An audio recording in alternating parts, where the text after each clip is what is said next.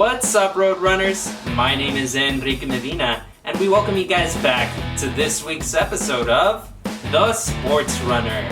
In this week's episode, we give you the latest on Stephen Curry and his amazing month of April in the NBA, more on the latest updates in the European Super League, more on this week's intense rivalry and weekend series between the Dodgers and Padres, and the latest in the NFL with the draft coming up this Thursday. Along with that, Road Runners, we bring to you another segment of the Sportsrunner Digest. And on a quick note, make sure to tune in next week for the continuation of the Sportsrunner Spotlight. We have this and more in this week's episode of The Sportsrunner. With that said, we begin our show with our weekly recaps with Sportsrunner Weekly. Justin, out to you with the latest on NBA news. My name is Justin Gomez, and this is your weekly NBA recap. First up, we have Stephen Curry continuing to break records and make a strong case for MVP this year. Just this week, Curry has broke Kobe Bryant's record for consecutive 30-point games by a player aged 33 and up. Also, he has hit 72 threes over the past 10 games, which is the most in NBA history. Next up, we have another MVP candidate, Nikola Jokic, having an MVP-type game against the Memphis Grizzlies, dropping 47 points, 15 rebounds, and 8 assists. These are just some crazy numbers out of a big man. Next up, we have Miami Heat center Bam Adebayo hitting a game winner against the Brooklyn Nets. We hope that he can continue this performance so the Miami Heat can have a playoff run just like they did last year. Next up, we have Chris Paul, CP3, passing Magic Johnson an all-time assist.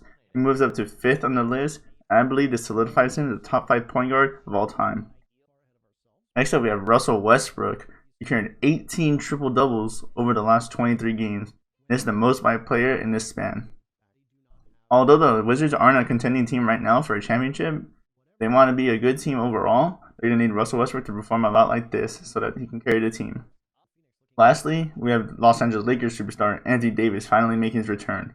Although they lost this week against the Dallas Mavericks, it's great to see Anthony Davis on the court as he was a vital piece in the Lakers championship run last year. So hopefully we can see that again this year. Again, my name is Justin Gomez, and this has been your weekly NBA recap. Thank you, Justin, for the latest on NBA news. Now we take things out to you, Fernando, with the latest on soccer and the European Super League. Fernando, out to you. Hello, Roadrunners. My name is Fernando Ramos, and in this week's episode, we'll be continuing to talk on the European Super League. As we all know, the European Super League was set to change the game forever. However, not even 48 hours of its official announcement, 9 out of the 12 clubs who originally participated to join the Super League have pulled out. The only 3 clubs that have stayed in this idea of joining the Super League is Juventus, Real Madrid, and Barcelona. We know now that the reason why these 12 clubs wanted to join the European Super League was due to financial reasons, with all 12, excluding Chelsea and Manchester City, are in huge financial debt due to the pandemic, with clubs like even Barcelona and Real Madrid over $1 billion in debt. The president of the Super League, Florentino Perez, has stated that all clubs who participate in the ESL will receive roughly around 300 million euros a year. As I mentioned last week, the president of the UEFA organization, Alexander Seferin, has stated that all 12 clubs who participate in the European Super League will receive severe punishments. As of time of recording, there has been no communication on what kind of punishment these clubs will be receiving. However, we are looking to find out in the next coming days. Due to the negative backlash from the fans all around the world, some of these chairmen and presidents have stepped down from their club's position and UEFA's position. Ed Woodward was the first to step down as Manchester United chairman, while Andrea Agnelli from Juventus and Florentino Perez from Real Madrid stepped down from their positions in UEFA board.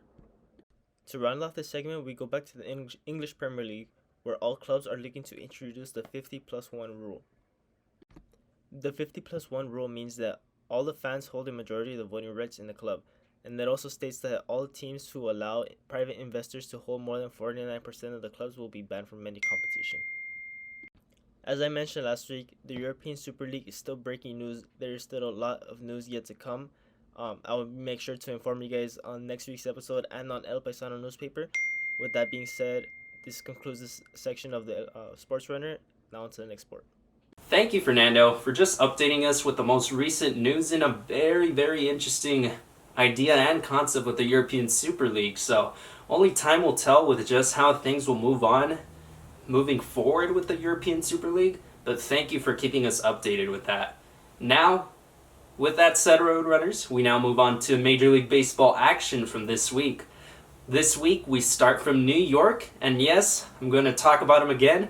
I know we've talked about him a lot in recent episodes, but New York Mets ace Jacob deGrom has had himself a start to the Major League Baseball season, and especially this week on Thursday against the Washington Nationals, where he had arguably the best start of his career. And shall I say, he could maybe just be having the best start to a regular season ever by a starting pitcher.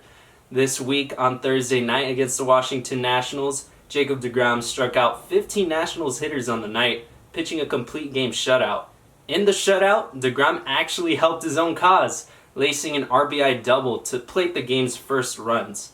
deGrom heard constant MVP chants throughout the night's conclusion and left the Mets with a well-deserved 6-0 victory.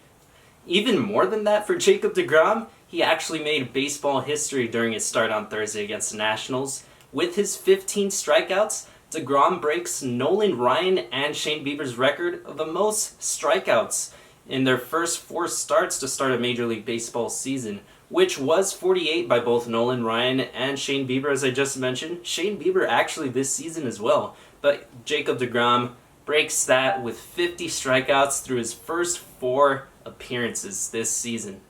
Moving away from the Big Apple, we saw a magical streak come to an end this week from the Oakland Athletics. The A's came into this weekend with a phenomenal 13-game winning streak at hand, one filled with strong, fundamental baseball. Unfortunately for A's fans, all good things must come to an end, which was the case for the 13-game winning streak on Sunday, as the A's took an 8-1 loss against the Baltimore Orioles. This win streak came as a surprise for many because the A's started the season losing their first 6 games to start off the year, but since then, they lost only 1 game since, and then the 13-game streak started.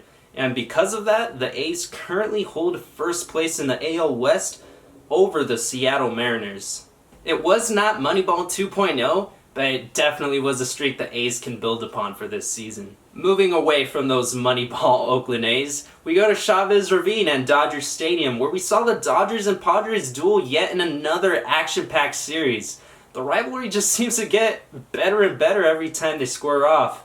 This weekend, the teams faced off in a 4-game series where the Padres ultimately came out victorious in 3 of the 4 games. In the series, Fernando Tatis Jr. absolutely came to play against the Los Angeles Dodgers, as he hit 2 home runs in back-to-back games on Friday and Saturday evening against the Boys in Blue, becoming the first player to hit 2 home runs in back-to-back days at Dodger Stadium since Barry Bonds did that all the way back in 2002 with the San Francisco Giants. Tatis and the Padres, even more than that, showed out throughout the weekend against the LA Dodgers, winning Game 1 of the series thanks to a crucial play in the bottom of the 8th inning by second baseman Jake Cronenworth.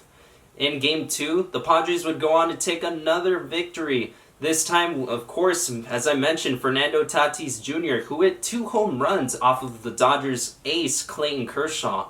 As for Game 3, the Dodgers would take that one despite Tatis' 2 home runs off of Dodgers' new pitching acquisition, Trevor Bauer. But it would ultimately be Game 4 and the final game of the series on Sunday Night Baseball on ESPN that would take the headlines, as the Padres were down 7-1 in the top of the 7th inning, but would slowly chip away from the Dodger lead and eventually tie the game in the 9th and overtook the Dodgers and took an 8-7 lead, ultimately winning by that final score in 11 innings.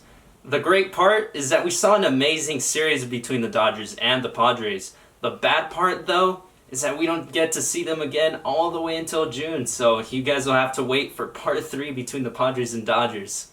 In other quick news, this time for you gamers, MLB The Show 21 is back, with this being the series' first release on the new PlayStation 5. And for the first time since MVP Baseball 2005, a baseball video game includes a create your own ballpark feature.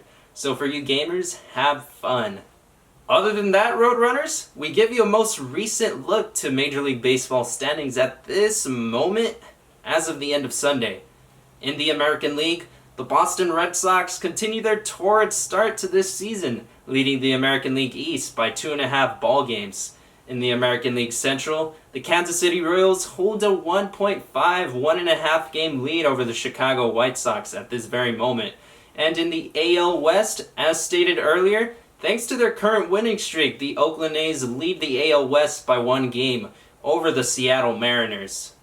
In the National League, the New York Mets maintain their lead in the NL East this week, and this time the Milwaukee Brewers now take the top spot in the NL Central, thanks to some very amazing Corbin Burns performances and their sweep of the San Diego Padres this week. And the Dodgers continue with MLB's best record at the moment, leading the NL West by 1 game over the San Francisco Giants. With that said, Roadrunners, that will officially put a conclusion to this week's segment of Sportsrunner Weekly for Major League Baseball. I'm Enrique Medina, and I now throw things out to you, Luke, with the latest on football. What's up, Roadrunners? It's Luke, and here's another NFL recap. We have the NFL Draft Among Us going to be taking place this Friday. So as of right now, a lot of NFL teams are staying pretty quiet, not really talking to the media, keeping all their information to themselves, not really letting anyone know who they may be targeting in the draft. Except for the San Francisco 49ers. They already let it be known that they're targeting North Dakota State quarterback Trey Lance and Alabama quarterback Mac Jones. They already put it out there that they're willing to trade Jimmy G for a first-round pick. Not really sure how Jimmy G really feels about this, knowing that they are going to target a quarterback in this top 10 pick that they have. How he feels being a mentor, how he feels being traded. It's really going to be interesting how San Fran's going to handle all of this. It seems like Kyle Shanahan feels like he could plug in any quarterback into his offensive system. That's the kind of coach that he is and kind of offense that he runs. It's going to be interesting to see what happens with the San Francisco 49ers. Other than that, the NFL rule change has just taken over by storm. We have a lot of players excited, teasing that they might go back to their college numbers. Everyone seems pretty happy, unlike Tom Brady. Tom Brady took it to Instagram saying how dumb it is, saying it's going to, like, how do you expect to check a middle linebacker if he's wearing a single-digit number, and calling out a defensive lineman who's wearing a number in the teens. Someone was quick to reply that if college quarterbacks could, call out a defense with them not really having strict number restrictions like they do in the NFL, then so can he. It's just different opinions as of right now. Tom Brady being a much older guy in the league at this moment, very upset with the rules, while there are guys that are embracing it. Other news about this rule change, running back for the Minnesota Vikings, Dalvin Cook, he is currently number 33 in college. When he played for Florida State, he was number 4. He was thinking about switching numbers until he found out he has to pay $1.5 million to change his number. As of right now, if a player wants to change their number, you have to pay an inventory fee because all the jerseys have already been made for this season. So they have to pay back the NFL to cover those fees. But next season, you'll be able to change your number for free. So right now, not a lot of players are going and changing the number because they know they might have to pay a crazy amount of money. But that only goes for the people that are like in the top 20 of jersey sales. If you're someone that, sadly doesn't get a lot of jerseys bought, you won't have to pay a super large amount of money. But it is what it is. We'll probably won't see a lot of number changes this upcoming NFL season, but next season, expect a lot. Other than that, that is your NFL recap, and thank you for watching the Sports Runner. A lot of great news from this week's weekly recaps. But let's get to hear a little bit more of what we learned about in Sportsrunner Weekly with the Sportsrunner Digest. Hello, Roadrunners, and we welcome you back to this week's segment of the Sportsrunner Digest, where we digest some of that information that you heard in Sportsrunner Weekly and our weekly recaps a little bit more in detail and a little bit more in length and a little bit more in discussion. So with that said, Justin, tell us what's going on with the NBA. All right, so this week in NBA, Anthony Davis finally made his return for the Lakers. And, it wasn't the greatest of returns. His first game back, he played the Mavericks. He had like 6 points. Didn't really do much, but he was limited in minutes. And they ended up losing that game. They ended up playing the Mavericks again this last Saturday. They ended up losing again. AD had a little bit better of a game, but still like not like back to normal. but I think it's just good to see him back on the court. We know how big of a piece he was back in the championship run they had. So it's good for him to be back. Now we just need to wait for LeBron, and hopefully the Lakers will go back into their old ways. Yeah, and I think the thing is right now, it's just a slow climb for him as far as like minutes. I'm sure he's on a minutes restriction right now just because he's coming back. You don't want to put any pressure on. I think it was like, what was it, an Achilles or something like that? Obviously, you don't want to put any pressure on that and like straight off the get go. So um, I'm expecting this with LeBron too once he gets back, like a slow climb in minutes. And I mean, even if they're not winning right now, just as long as they maintain their playoff position and they're able to slowly progress as a team, slowly start clicking again like they were in the beginning of the season, I think they'll be just fine. I think he's coming back a little bit too early. We already saw what happens. Kevin Durant, he thought he just pulled a muscle, and then he ends up, tearing his Achilles. 2 seasons ago when they were playing in the championship against the Raptors. Obviously we don't want like that kind of like super serious injury for like, AD, where he basically rips his leg in half. But I think he should have taken more time off. Like you said, it wasn't the greatest stat line these last few games that he's been playing in. Obviously, I think he feels some sort of pressure because the Lakers were doing whatever without him and LeBron on the court. And if I'm pretty sure if they didn't come back any sooner, they would maybe be a very low seed in the playoffs or maybe miss the playoffs entirely. I know LeBron's probably gonna take all the time he needs, especially because he is a much older player. But I think Anthony Davis should have done the same as far as like taking more time. I mean, you need to develop, your team because you picked up so many new people. And he was talking about the chemistry being off. I'm like, well, you could have just worked behind the scenes to get back on the court. But now like you kind of like looking back and you could you could pull down the team even though you're trying to make a comeback. I agree with Luke. It's great to see Anthony Davis come back into the court, but like Luke said, you don't want to see him getting injured further, especially with the injury like the Achilles injury. I think he should take a little bit more time off so he can come back 100% fit and help the Lakers even more. I think at this point, it's probably a given that he's going to play just because he's already been brought back. But like kind of going on with you guys with what you're saying, he probably should have had a little bit more time left. I mean, what can he do? I guess the only thing you can do right now is put him on a minutes restriction. And if that's for like a whole month, a few weeks, a few games, have him on a minutes restriction as long as possible because you don't want to put so much pressure and have that risk of him potentially tearing an Achilles. So if I were the Lakers, I would just keep him on a heavy minutes restriction at this point. Even when LeBron comes back, whenever that is, still keep him on a minutes restriction because he's just too important a piece to have that risk of playing him out there like 40 minutes a game, 45 minutes a game. So if I were the Lakers, keep him on a minutes restriction as long as possible. I'm curious to see for you guys, if that's what you would do, or I know you guys mentioned rest him more, but I feel like the reality is that they're going to play him now. What do you guys think is a good amount of like games to keep him in a minutes restriction? Well, I'm assuming this will be the same thing for when LeBron comes back too. They'll be minutes restricted, probably not heavily like how some other players are, but like not as much as they're used to. And I'm sure there'll be games where they have him sit out and just rest. I think that'll be good. I think they're just trying to ease him in and just have to build a chemistry with the team. They've been gone for a while. They just added Drummond. They haven't played with them yet. So I think they're doing a good job of like easing into it. I'm sure they don't really care about getting like the first seed or anything. I'm sure they'll make the playoffs. They just want to build that chemistry. They're like doing a good job of just not like sprinting the whole season. They're pacing themselves really good. Yeah, that's true. And we'll just have to wait and see.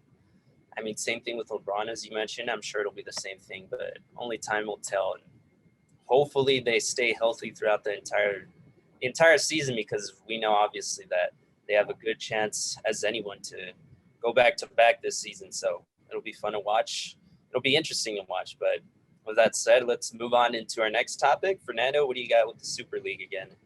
Well, as I mentioned last week, 12 of the biggest teams in Europe were planning to break out to the Super League. Well, as of now, 9 out of the 12 clubs backed out. The only 3 clubs were left with the idea of joining the Super League is Real Madrid, Barcelona, and Juventus. But what's interesting is that even though all these clubs have backed out, the president, so-called, of the Super League, Florentino Perez, has stated that none of these clubs have paid their backout clause. So technically, they're all still in the process of joining the Super League, even though these owners of clubs like Liverpool and Arsenal came out and said that they've backed out. They have said they apologized for joining the Super League, that it was against the idea of their culture of the sport. Mm-hmm. Even though they have stated all this and they posted stuff on Instagram, Twitter, saying that they backed out, Florentino Perez has said that they have not backed out, that the Super League is still on, and the only way that this will end if they pay back their back clause, which they can't because all these clubs who were trying to join the Super League are in debt. Oh, yeah. So I don't know how that's gonna plan out. It's only, well, Florentino Perez is the only one that's come out in like speaking on the Super League, saying that all this stuff that is gonna continue and stuff like that, but no one's backing him up on it. So he's just kind of like rambling at this point. Yeah, and you're right. It could just be him rambling. And like, is there any proof? Does he have the proof of there being some sort of contract that each team had to sign, and a contract that states like, oh, you need to make sure you pay this fine, or not fine, but that fee for entering the Super League. And I'm curious to see if that was the case. If they're able to pay that, is that the reason? Like, are they able to back out once they pay that? I feel like that's what Perez is trying to kind of get at. But I mean, I think we need to think big picture here, and it's affecting the sport, or it will affect the sport like dramatically if it does happen. Because, like we mentioned last week, it's just making the rich teams more rich and making the poor teams more poor, and it just takes away from the culture of like each specific country in Europe and like what they're accustomed to. England, Spain, Italy, just what they've been accustomed to. The football, as we say here in America, the soccer that they've seen just throughout the centuries, throughout the decades. What I find interesting is that Florentino Perez, his club is the one that's most in debt. I think Real Madrid are like $1 billion in debt right now. So they're the ones that will benefit the most from the Super League. So, if the Super League, basically once you join, you don't even have to compete or anything. As long as you're in the league, you would get like 300 million euros a year, right? So that would definitely help all the clubs that want to join the Super League. That's the reason why they did it. Joan Laporta, the Barcelona president, has said that even though he doesn't like the idea of the Super League, he's gonna join just because of the financial status that Barcelona are in. There's no way that they can recover from this because of the pandemic and everything that's going on. They need the Super League to survive, even though they don't necessarily like it. That's kind of what we need right now. Yeah. I'm curious to see you, Justin, and you, Luke, like your opinion on that, because it brings into fruition this idea of money versus like the culture of the game and like everything you've ever known. Well, for me, it's weird to hear like the president of like the Super League, and he's kind of like forcing them to like play in their league. It's like kind of like weird that like kind of like blackmailing in a way. Like you have to pay a fee to get out, not just like letting them go out. Like you guys said, like making the sport, it's changing the sport though entirely. I don't think it's just a smart move to like force those teams to play in your league. Yeah, it's definitely pretty shady. The sad part is like, these teams did, take a major blow financially because of this pandemic. And, they have, a lot of people on their staff that they need to take care of money wise too. If that means like, ruining the integrity of like soccer, I think like you have to make that sacrifice because, you do have to pay these people that play for your team. But as much as that does suck, I think that needs to be the way it is, even though it is being done really shady. Like, hey, you can't leave because you have to pay a fee. And it's like, oh, but you also can't pay that fee because you have no money. Like, it's really messed up.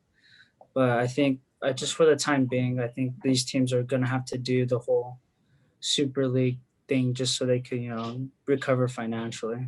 Yeah. And we'll have to wait and see. At least it's looking like it's kind of it's not coming together. So there could be a chance that, at least for now, it won't happen. But maybe in the future, it could still happen. Maybe just seeing on the results of this massive amount of debt, maybe they might have to in the future. But we'll have to wait and see. In that case, let's move on into our next topic. We have Major League Baseball. And this week we had an outstanding performance by the New York Mets ace, Jacob deGrom. He's a pitcher, of course. And this past week versus the Washington Nationals on Thursday night, he struck out 15 batters. And, the crazy thing is that he actually set a Major League Baseball record this week. He set the record for the most strikeouts in his first 4 appearances to start the season with 50 strikeouts. So he broke the record, which was, I think it was either 48 or 49. It was held by Nolan Ryan, I think some year in the 80s, and Shane Bieber, actually a Cleveland Indians pitcher this season. So he actually broke that record. So it's crazy to believe that that record was kind of in there twice this year. But he's been, it's almost a given that his team has a chance to win every time he goes out there. The part that's weird is that, ironically, when he's pitching and limiting runs from the other team, ironically, his team isn't giving him run support, which really sucks to think about it. The offense just gets quiet when he pitches. But that's not specifically what I wanted to talk about. I wanted to talk about your guys' thoughts on him potentially maybe winning MVP this season for the National League. Just to give you guys a little bit of context, there's only been about 3 pitchers in the past 25, 30 seasons who have won the MVP as a pitcher. We had Clayton Kershaw in 2014 who won it in the National League from the Dodgers, and we had Justin Verlander in 2011 for when he was on the Detroit Tigers, who won MVP in the American League. So I'm curious to see your guys' thoughts. Do you think he could win an MVP? We have Ronald Acuna Jr. from the Braves too, who's also putting up a really, really good stats to start the season. But I mean, he's a batter, of course. So I'm curious to see your guys' thoughts on a pitcher potentially like Jacob deGrom winning MVP. I think if he continues to perform like this, I think it'll for sure be a lock for him. 50 strikeouts in his first 4 games, kind of ridiculous to hear. So if he can continue this type of play throughout the whole season, then I definitely think he has a chance. And also, if his team actually starts winning those games, I think it'll be a better look for him as well. I think that'll give him a better chance. Yeah, it could be an extra motivation. Obviously, nothing goes good for the New York Mets, but I mean, having a stud like him on the team maybe could have the team rally and be like, hey, we have a diamond on our team. Let's push him forward. Let's try and win these games. I'm not really sure how MVP voting really goes for the MLB. I know as far as NBA, it's well, if you're on a bad team, what seed can you get your bad team to as far as in the postseason? I mean, if he could get the New York Mets to the postseason, that would be pretty, extraordinary. And I think he does deserve the MVP. But even if he doesn't, I think, he still has a lot of more games to play. He's already doing incredible things. His name should definitely be out there, though, for MVP. And that would be cool to see a pitcher win. Yeah, I agree with you guys. If he keeps on putting the same numbers, like Justin said, if he keeps on putting the same numbers that he's doing right now, and especially once his batters start giving him the support that he needs, then like Justin said, it'll boost his name even more. Yeah, and to put that into perspective for you, Fernando, let's say it's like a defender winning a Ballon d'Or. You just really never see it at all, or like a goalkeeper winning Ballon d'Or. Right. It's just rare to see, but it has happened before. And just to tell you too, he actually drove in one of the runs in that game. So I mean, he's been pretty solid with the bat too. I mean, pitchers barely hit, but I mean, just seeing that too, it's pretty cool, and maybe that might even bump his chances even more. But we'll have to wait and see. And definitely an exciting player to watch, an exciting pitcher. voting really hasn't been affected by playoff chances recently, but we'll have to wait and see just to see how things go this year. So, with that said, Luke, you want to switch off to the NFL now? What do you got? So right now, NFL news, it's pretty low key. We have the draft coming up this Friday, so teams are not talking to media. They want to, who they might get in the draft. They just don't want anybody to know. But as of right now, the number change rule has been in effect. The NFL has notified players that they need to pay an inventory fee if they want to change the number this season. But next season, they could change the number for free. Some players are already looking into changing their numbers. So running back for the Minnesota Vikings, Dalvin Cook, he is currently number 33. He was number 4 when he played college ball for Florida State, and he was notified by the NFL. He has to pay $1.5 million if he wants to change his number, which is pretty ridiculous. A lot of players are kind of upset about that, saying that they have to pay fees. Sadly, I like to be on the side of the players, but that's just it's a business. They produce all these jerseys for you. They sell to fan bases or people that are just fans of you. And now you're gonna change the number on them, so you kind of need to pay them back for all the jerseys they already produced for you. So that's kind of a big topic right now. All right. I wanted to go back. You had mentioned that players like Tom Brady don't like the idea that Oh people yes, numbers because right. Tom Brady's all mad, saying that it's going to be hard to identify who a middle linebacker, a defender is, and who's going to blitz or not, or who's going to go drop into coverage. And he got some heat for that, saying that he's just being a grumpy old man, and that if college quarterbacks could do it, because in college the number rule is very loose, then he could do it too. I mean, I think I agree with Tom Brady on this one because throughout the week you practice, you don't know.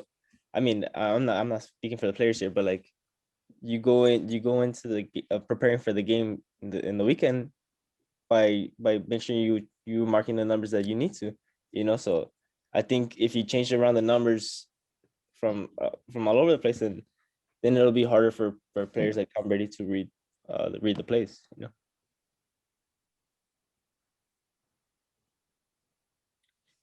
Yeah, I don't really get the whole numbers changing thing. I don't think it was that big of a deal. Especially once you get to the NFL, I know it's a thing in college. It's okay with that. It's like a school, they have to make those jerseys still, and schools wouldn't have a lot of money just for one sport. So I get that, but in NFL, I feel like they should be free to wear whatever number they have. Especially coming out of nowhere, I feel like imagine telling Kobe to change his number from 24 to something else. I just don't really understand the whole purpose of it. But Oh, go ahead. It's the player's choice, right? To choose a number. Yeah, so it's the player's choice. People make fun of the NFL saying NFL stands for no fun league. This is just, in hopes that they could bring, fun back to the league, let players choose whatever number they want, allowing touchdown celebrations again. This is all, just trying to make the game fun again. So yeah, it really is up to players whether or not they want to change their number. A lot of players are going to social media, posting pictures of them wearing their college football numbers. Teasing the fans that they might, go back to that. But yeah, it is up to the players whether or not they want to change their numbers. Yeah, I don't think it's that big of a deal. I mean, I see why Tom Brady is on that side of the argument because, he's played 20 plus years in the NFL. That's everything he's been accustomed to. And, it's been a long, long time since he was playing at Michigan. So obviously reason for him to be mad. But, I mean, you just have to get accustomed to the new wave, and it looks like that new wave is potentially new jersey numbers, and I'm all for it, and it'll be adjustment for sure for even more quarterbacks. But I mean, once people get adjusted, I feel like it'll just be normality again. So I think it'll be just fine. Yeah. With that said, do you guys have any last comments? No. No? All right. Well, with that said, Roadrunners, that officially puts a conclusion to this week's segment of the Sportsrunner Digest. Again, I'm Enrique Medina, joined by Fernando Ramos, Luke Perez, and Justin Gomez. Thank you, guys. Had an absolutely great chat with the team there in this week's segment of the Sportsrunner Digest. But other than that, Roadrunners, before we conclude this episode, I do want to remind you guys to tune in next week for the next segment of the Sports Runner Spotlight. But with that said, Roadrunners, that officially is going to put a conclusion to this week's episode of the Sports Runner. Don't forget to like, comment, subscribe, and hit that notification bell to be notified for future Sports Runner episodes. You can also check this episode out on our online website, Paisanoonline.com.